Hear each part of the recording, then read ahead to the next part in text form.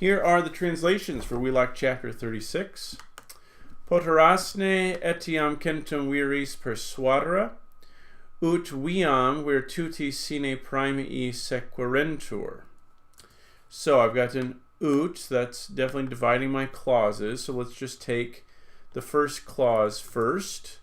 Here's our verb, poteras. So remember that ne is just letting us know a question is coming. So poteras. Now if you look there, I've got a perfect stem plus the imperfect forms of the verb to be. So this is pluperfect. Had you been able. Had you been able to what? I need an infinitive. There's my infinitive. Had you been able to persuade. Had you been able to persuade, and there's no, when it's just you, we wouldn't expect there to be a nominative. Is there an accusative? Had you been able to persuade whom? Centum viris. And in fact, it's not going to be an accusative here, it's going to be a dative. Because from last chapter, persuado is one of our verbs that takes the dative. So we're actually looking for a dative object.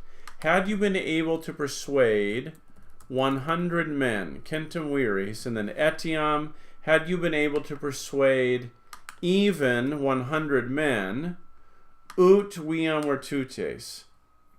And this ut, right, is going with persuado. So this is going to be one of the things we just learned, our jussive noun clause. So we're not going to translate this, had you been able to persuade even 100 men, in order to that, and so forth.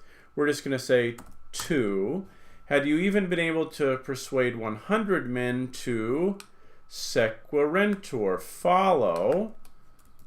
Remember, it looks passive, but it's a deponent verb, so it's active in meaning. Had you been able to persuade even 100 men to follow what? It needed accusative. Viam. To follow the way, where tutis, that's a genitive, of virtue, sine primiis, without pay, without rewards. Had you been able to persuade even 100 men to follow the way of virtue without rewards? And then, of course, it's a question. All right, 3. Petebant a nobis ut etiam in adversis rebus, huic duci pereremus et severemus. Okay. Where's our verb? In our first clause, at least, because our first clause is just this long. Again, because ut leads us into another clause. And it's petebant. And that's going to be imperfect, indicative, active, third plural. They petitioned, they begged. They begged from us. So again, this is going to be another one of our jussive noun clauses. They begged us to. To what? Where are the verbs here? Pareremus et severemus.